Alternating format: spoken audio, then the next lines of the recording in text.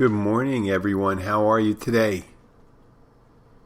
Well, we're past Elsa. We're not frozen in time. Shitty pun. Playing on words. But Elsa's gone. Elsa is up near above Tampa now, I guess. Something like that. And I hope everyone's doing all right with that. You know, we didn't have to put it as storm shutters. We're just waiting for the next one, I guess. The next storm surge. This is Jim the Keys Bartender coming to you from Key Largo. With stupid-ass lame references, I guess. Today, this morning, before the show, about 20 minutes ago, I got a knock on the door.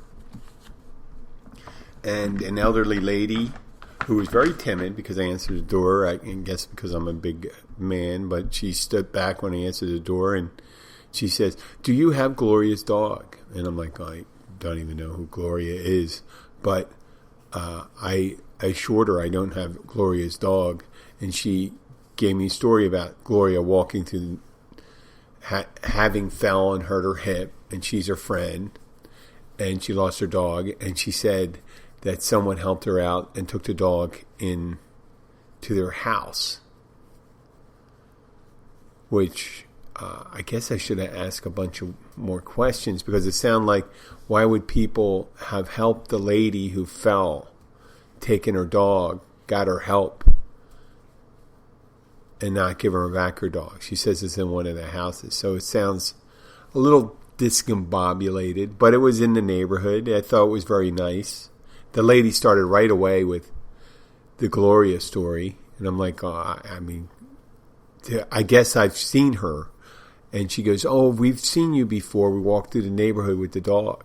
I said, "Oh, okay."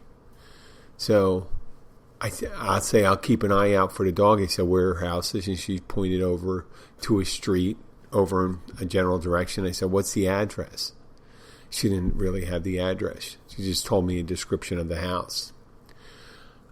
Which I understand when you have a friend in the neighborhood and I guess the lady doesn't live right next to her, so she doesn't know exactly what her address is. But I thought it was very neighborly, and she sounded really upset, and I was trying to be calm to the lady and say, "Hey, listen, yeah, I'm sure they're going to find it. It's a tight neighborhood. No one's going to, just take the dog." Right? Yeah, I hope that's what happened. Hope the lady's not having an episode thinking that someone, imagining that someone took the dog and the dog isn't running out there. I'll just keep an eye on it. Hopefully it has a collar on it. And speaking of that, I got to get another collar for my dog with another thing, just in case. Right? Don't want to be stuck one night without a collar for my dog. So, yeah, there should always be a backup collar. It's like having a backup key for your car. No, the comparison may not work there. So I didn't work yesterday. I had a wonderful day. I had to relax with my dog, really. I went to the gym and did some other things. I'm going to try to do that today. We have a work meeting in about an hour and a half at 9:30. So I could have went to the gym super early, then gone to the meeting, or get up a little later, go to the meeting, then go to the gym, and then try to do a podcast. And then I realized, get up early, do the podcast, go to the meeting, go to the bank and the post office and all the things you have to do. And then, what do I do after that? Yep, I got to work today. So I got that. So how do we value our work? Go to work. What makes you go to work every day? Is it just money? Is it status? Is it something to do? Is it a basic thing you have to do? Just, I have to do it in order to live. I need the money.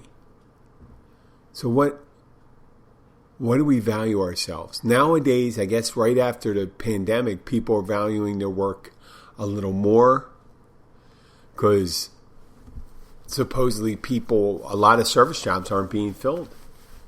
A lot of people that were in the service industry aren't doing that anymore. They found other jobs, or they're not working at all. I don't know.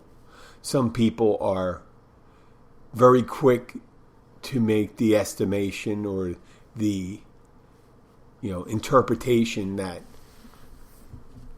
people are receiving too much safety net income not to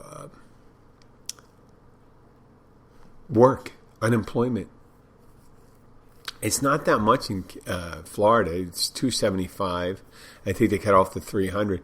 So people are suggesting now. They're suggesting that they're doing gig work and they're getting unemployment, supplementing that, not taking any service jobs. Well, I've been working since I only was out of work maybe 2 months at most because everything was shut down here back in early 2020. March to mid-March to early May, and that was the last time I sought assistance. But as some people suggest, other people have been staying off there for a while. Now I've been working my other gigs too. Not necessarily at the gym, but I still was and I'm back to doing that at the gym. And I was doing, obviously, the podcast. That was my work, but I wasn't getting paid for it really that much. Making a little more money, little increased funds for the podcast now. But during the shutdown, that notary thing, I did some weddings and. What else did I do? I did weddings and I started getting into notary signing. I did that in, I think, December. I passed my test to do loan signings.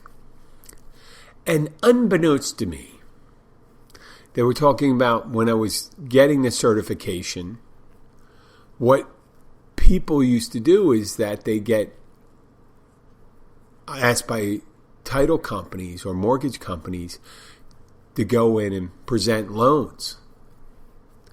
And what happened to transportation, third-party delivery, and all that stuff, the gig economy started. So now all these loan signing services came about. These title companies or mortgage companies started up these apps where you'd get listed on it and they get a job, and I don't know if they're associated with it, but they act as the agent and they parse out the jobs to you. So they receive the fee. Some mortgage company or title company say, we have $250, $275 for this job. Here it is. Now find someone to do it, and they'll take whatever amount of money. They'll say, well, 200. Let's say it's 250, so they don't have to look for the person, and they'll pay they'll pay 250 and say, well, you will have a person. You will not have to have someone to do that, and they'll take maybe 20, 30% of that fee and keep it themselves, and offer the notary signing agent the rest. So the price is depressed. I didn't do this job prior to the epidemic, so I don't know what it was like before, but I do understand what they said the industry norms were for the prices they should charge for doing a signing for a refinance, a buyer's package, a seller's package for real estate, and the prices are offering are less than that. And I'm not bitching about it. We'll get to what my point is there. I eventually try to. I play lip service to this. So they're not even meeting the price point that they suggested. And they always, I think a lot of times they go a little higher trying to entice you to take the course. It was a couple $100 course. Not that much, and I got everything back, maybe 500% of what I paid, which is good. One of it's because of a good job. So I get called either by a title company or a mortgage company or a realtor tries to figure it out. I don't know how they do it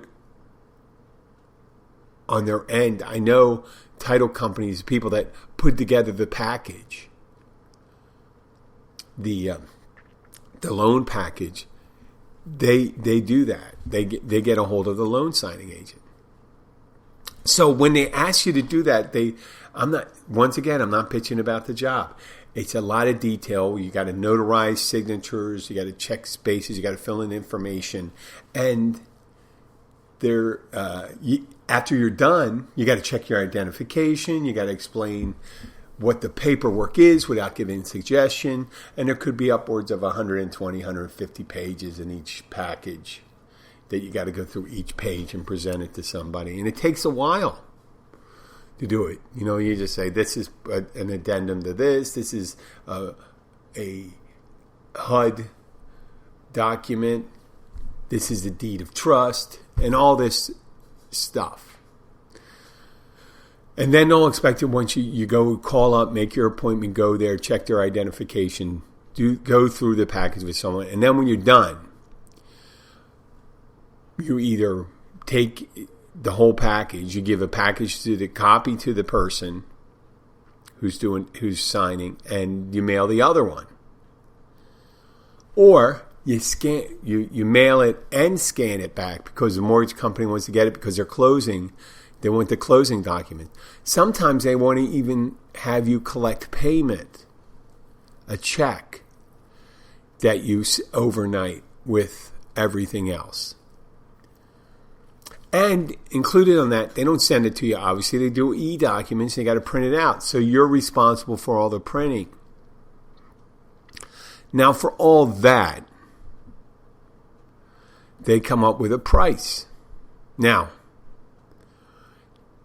if I'm dealing with a loan company, and it's a local one and stuff like that, they would print out the package, put it together, and you just go and pick it up and go. But nowadays, with this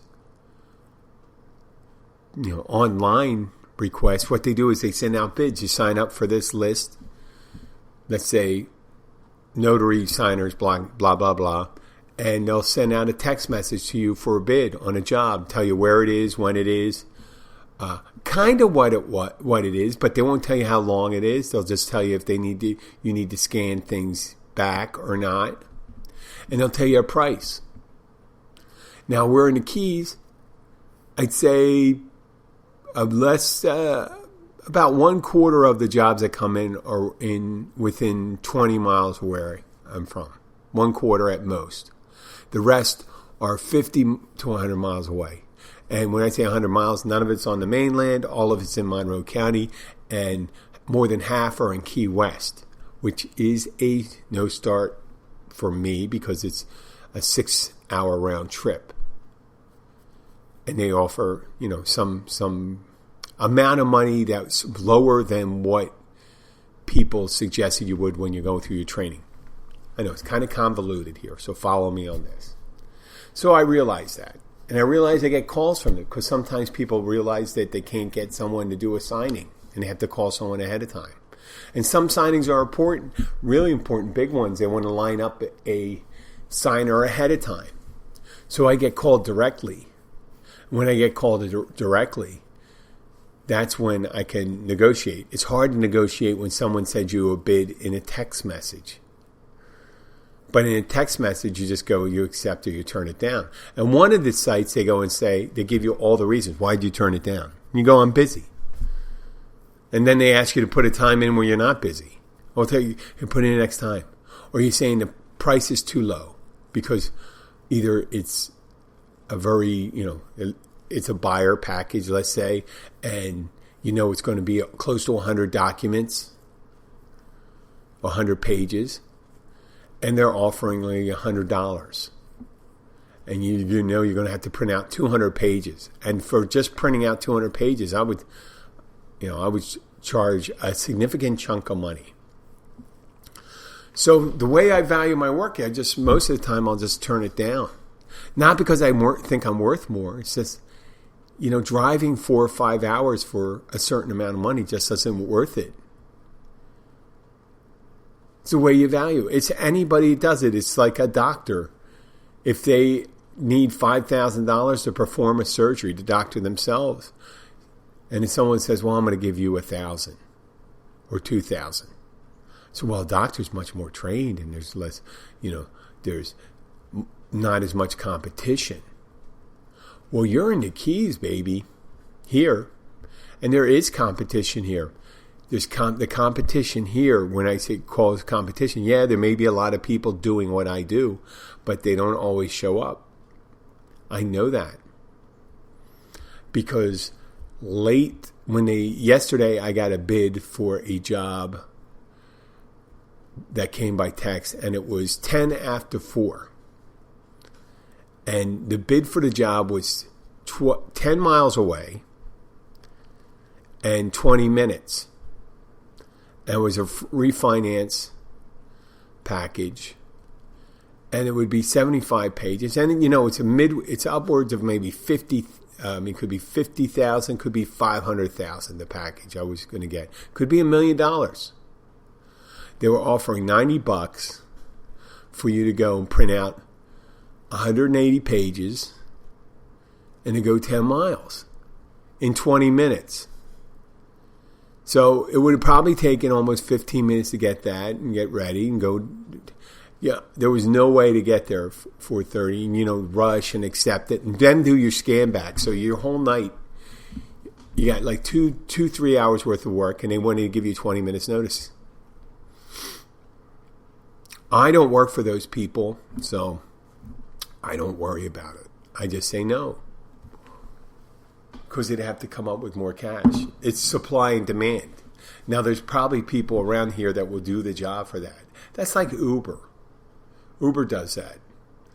Uber has what would they call it? Price indexing or surge indexing of their prices. So that Saturday night, Friday night, they have enough drivers, they up the fees that go to the drivers. And then up the fares to the people that are riding. Saturday night, 8 o'clock, surge pricing. So you can get as many people as possible. It makes a lot of sense. So I realized after doing this for about 7 months, going into 7 months, getting bids, that if sometimes you don't respond or you respond no, that when they're really eager, they keep on sending the bid out and upping the price. Especially the short-term ones. But I don't jump on them all the time. And added on that, I've had people call me and then they tell me, well, we're going to send you the package. You don't have to print it out. Go and do it. Blah, blah, blah. Okay, great. I'll do it. Yeah. It's less than 5 miles away. I'm happy to do it. A week from now. Actually, a week. About 6 days from now. And what happens? I get an email that says they want a W-9 from me. They want me to send my notary credentials, fill out this paperwork. It's not that much money, and I've never sent that paperwork out to other people for that. Now, if I was applying for a full-time job with someone with guaranteed work, yes, I'd be expected to submit credentials and background and fill out forms. But when you're giving me one job, and this still sounds like I'm bitching, doesn't it? You're giving me one job with no guarantee of another job. I'm not sending you a bunch of paperwork. And what I'm going to do is contact you and say, listen, I'm not going to send you something. Are we still doing this job, or you can find someone else? Because they do, listen, I understand once the code in the notary is that once you accept the job, you do the job and you do everything that was requested of you. If it's scan backs, it's scan backs. You don't complain about the price. I don't complain about the price. I just don't accept it. Right? I just don't accept the job, so I don't complain about the price. It's easy peasy, right? Say, yeah, someone says advertising for this job, I'm a construction job, and we're going to pay $3 an hour. Well, okay. You can say, oh, that's ridiculous, blah, blah, blah, blah, blah. Well, they can offer whatever they want. They can offer whatever you want. I am not angry about that. I'm not angry about the situation where they have depressed pricing that they're offering. I just value my work a little more. And I won't accept a job for that. I have people call me up. One particular title company, said, I dropped my card off, and the lady said, oh, well, we use someone else, but we are looking for someone for Memorial Day weekend to go down to Deer Key. Now, Deer Key is about 75 miles south of me, and they wanted you to go on Memorial Day weekend. The only time they're not going to offer you any other work except the one work would be to drive 150 miles on Memorial Day weekend, and then maybe we'll see you again. For the same amount of money that they have. They're not offering any more money. So I said, no. That's not going to be, unless there's a guarantee, I'm not going to go and do that job and stuff. And say, Jim, you're cutting your nose off to spite your face. No, I'm not. Because once... you're giving them false hope that you're going to be able to bail them out when the people they have been paying and depending on decided they don't want to work on that holiday. Right? So I offer myself at a premium. And you should offer yourself as a premium. There's a value in being ready to do work. There is a value in being able to work. And being there all the time and being consistent and doing the job and being polite and being proficient and fulfilling your obligations. And there's a premium because you're in the Keys and it's expensive here. The cost of living is expensive. The time traveled is dear. Meaning you get in one accident or anything, especially during a weekend, it takes about 4 times longer on average, sometimes drastically more, to go any place on the weekend. On a regular weekend, let alone a holiday weekend, it could take me 4 hours, 5 hours to get down to Deer Key. That's my whole day. And they need to do that signing then. That's good. That's the nice thing, that you're not working for any. That's the one benefit of the gig economy. You could choose to take the job or not take the job, and it really doesn't affect your standing. I just assume when I'm going to take the job, it's going to be good pay, and I'm going to do a great job.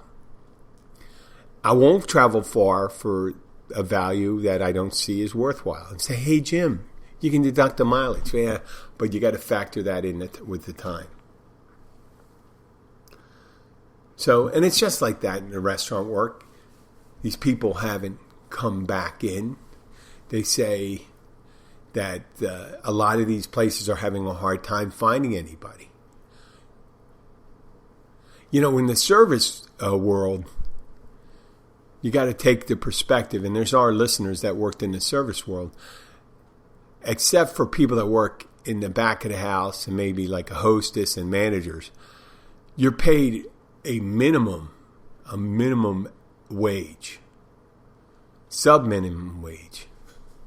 Some places little more than $2.30 an hour. Bartenders paid a little more, right? But with that being said, you're angry that people aren't taking you up on an opportunity for a tipped employee. Well, that's not up to you.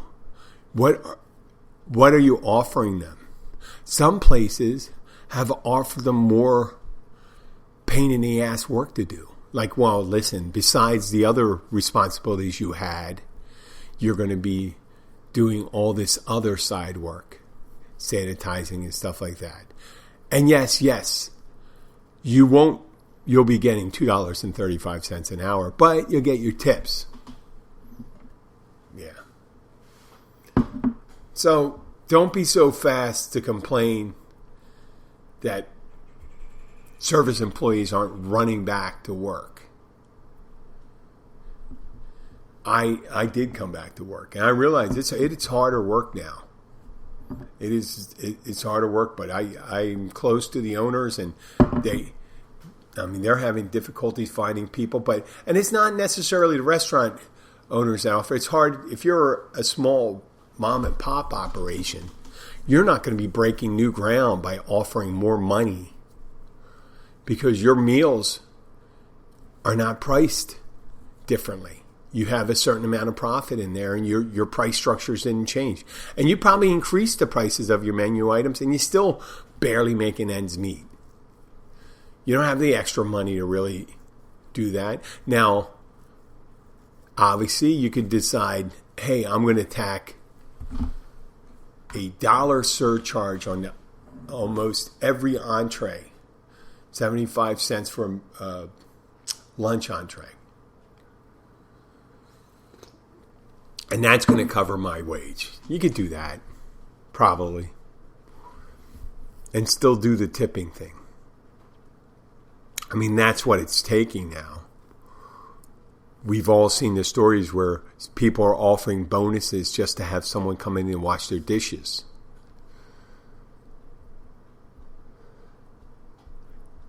It's not that people are lazy. It may be that they decided at this point that, you know what, in order to do the job or do a good job, I need to get paid this amount of money because I need to live. I need to be able to pay my bills when I come home, and I shouldn't have to work two jobs in order to do that. Your argument may be, hey,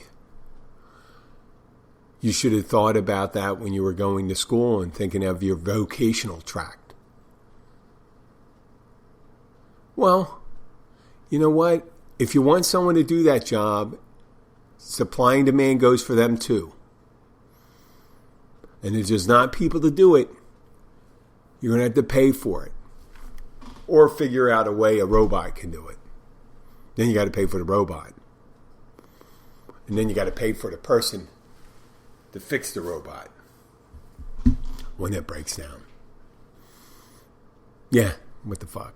Got to fix the robot. Since we're here at this part of the show, I just want to say uniquely, I posted a picture of Taiwan. And the interesting part of Taiwan, this is my connection to Taiwan, my favorite cousins, there was a whole family, my favorite cousins, all my cousins, well, they were my older cousins. And their father, they lived, when I was very young, when I lived at a short time, we lived on Andrews Air Force Base, north of Washington, D.C. And my cousins originally lived in western Maryland, not too far from, maybe like 20, 30 miles from where that was. But I was really close to my cousins. I loved hanging out with them. There was 8 kids. I think 8 kids. I got that right. 8 kids in my cousin's family. Going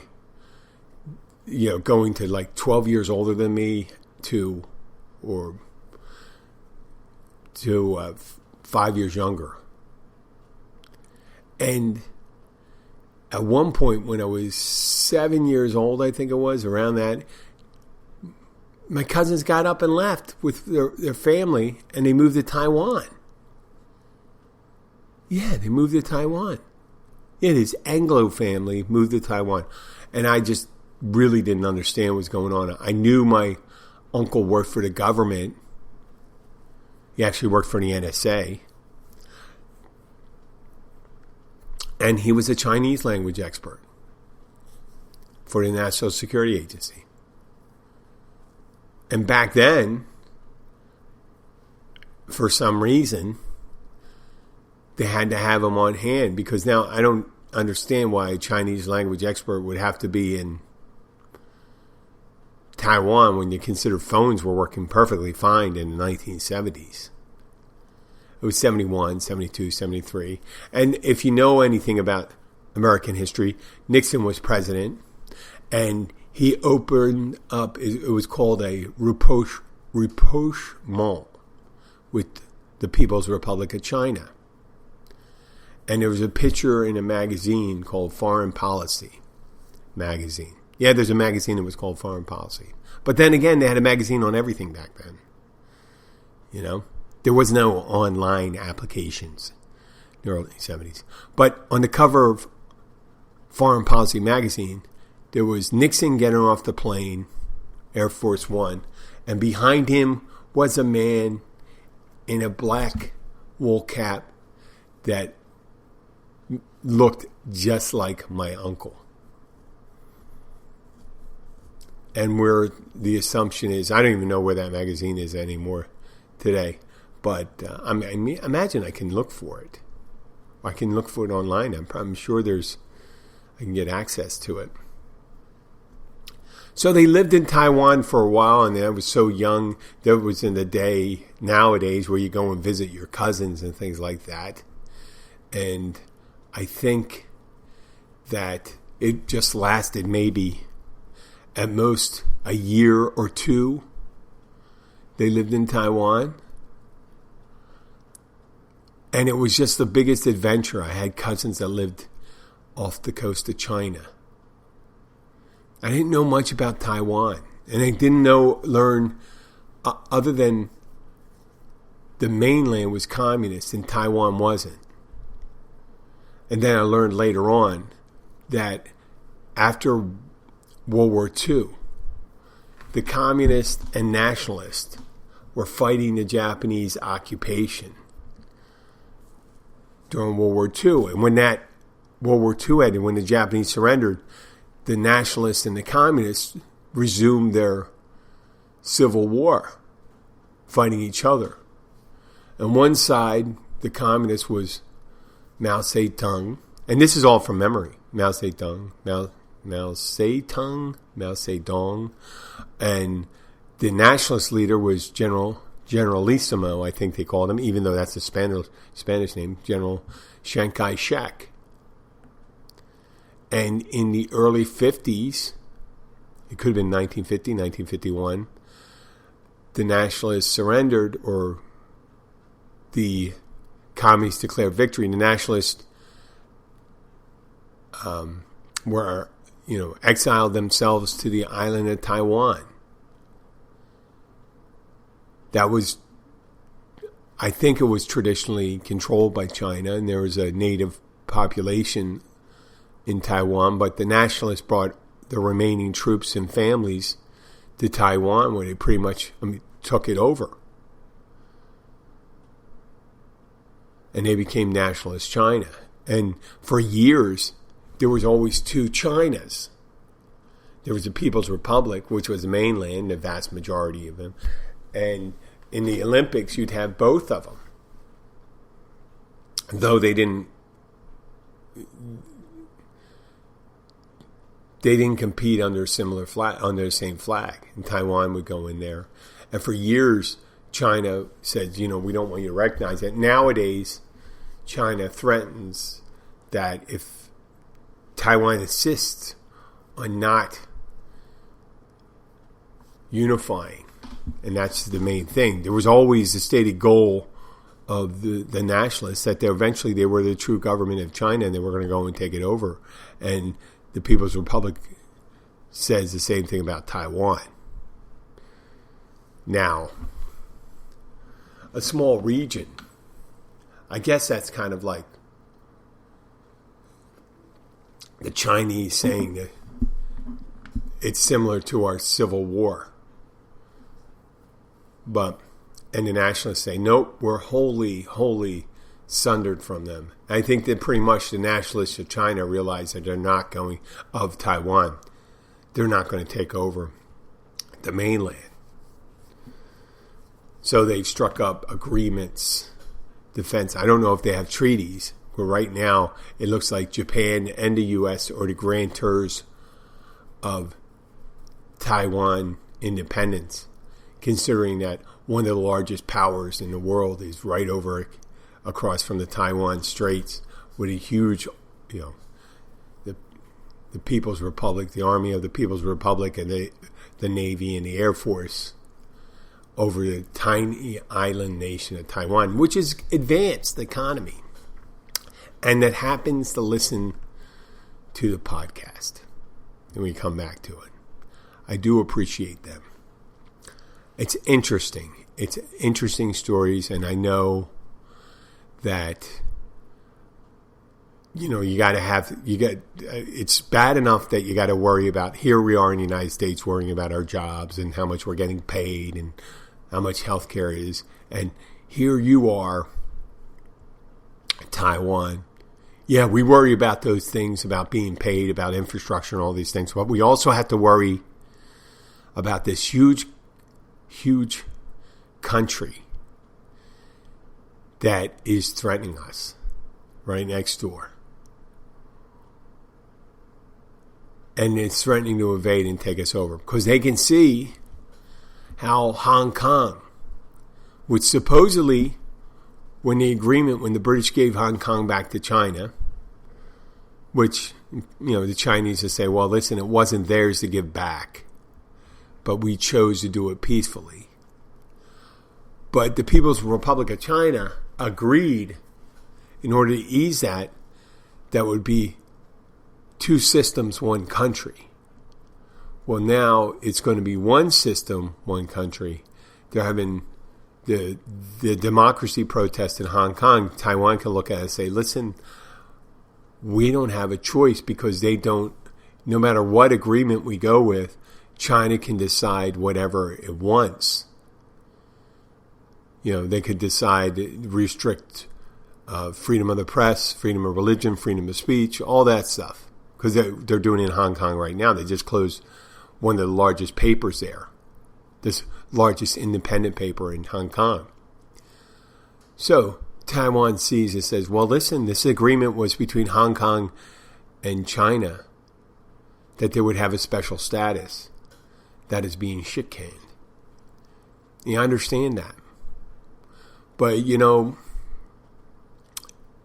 can't tell people how to live, right? And, I can't tell the people at Taiwan I wouldn't stand for it, or Taiwan can't expect, you're what are you going to do? They say, listen, we're going to invade you and we can destroy the country, we can go to war. You may be able to fight us off, but when it's done, there's going to be some consequences. There's nothing good about it. Or you can say, listen, we're willing to die. Right? Just like the Israelis been doing for the longest time. They say, listen, we're not going anywhere. You could try to invade us. But I think the asymmetric power balance in the Middle East is not the same as it is in the Far East. So China is a lot more nimble and powerful than the Arabs that are facing the Israelis. Even though the power, the difference in size of the countries may be similar, the countries around it. But I think I talked about that. I do appreciate Taiwan taking out the time to listen to us. I don't know if it's an Americans over there or English speakers over there listen to it. I do thank you. We do have similar. We are on an island too. It's a coral island. We're separated from the mainland. But fortunately, we have a mostly congenial relationship with the mainland of Florida. And the people aren't that much different.